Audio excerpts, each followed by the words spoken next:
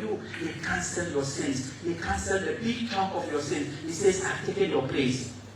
That's why we make it. That's why we call it Good Friday. And it doesn't end there. When he died and was buried, now on that Saturday, which is supposed to be a moment of waiting, the holiest night, the night of all nights. There is no night greater than that night. The early Christians will have it all through the night. That's why, just like when you have a funeral, when the person is not yet buried, you see the tension in the house is always calm. People coming to pay their condolences. Some people even put music in the house. Every day, decorum, because somebody is dead. And we are praying for the person. That Saturday night is like that.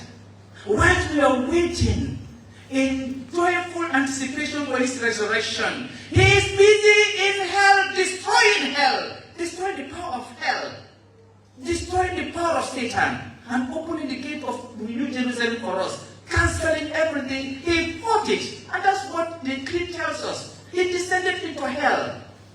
He destroyed the power. He was busy doing that. That's why we should be waiting in prayer. But that's the night that people take it to be like Christmas Eve. And when we come, we see the Mass. It's supposed to be long. Because it's supposed to be a whole night of waiting in prayer. It's supposed to be long.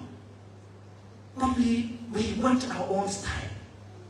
And that's the day people dress and come to church and say, it's New Year's Eve, or that kind of. No, it's a moment to have the color around you, the veil around you, and look like somebody who is waiting for that early morning news. That yes, he's risen. When the women ran to the disciples and said, he's risen, yes.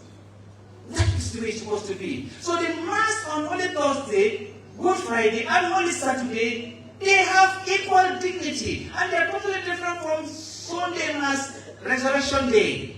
And many of our lukewarm Christians who influence others to behave like them will say, they won't have them, you do not understand. You do not understand why he died for you. You do not get it. Open the books and read. Let nobody tell you about your faith. Open it. You are educated. These books are everywhere. Read. And that's why Isaiah says, the law will no more be in the lips of others who will be asking, how can we do this? No, it will be written in your hearts. But if you don't make an effort, you will not move. I want to take this time to say this. If you do not understand, you behave like others. But if you understand, my brother, that night will be a holy night. You will live that holy night, Saturday night, going home in that kind of way. Just like the way the disciples were also waiting. So that you can say, Deo Gracia on Sunday. And not to start. That's why we condemn all sorts of activities on Holy Saturday night. They are a contradiction to our faith. They are. Especially with the Easter celebration. Now let's just look at the gospel, the first reading. The same way that you and I think. That's why in the law court we say, yes, facts. You can have the facts. When you present the facts, you win the case. And that's what human beings are all about. I saw him with my own eyes. Yes, it's true. He did it.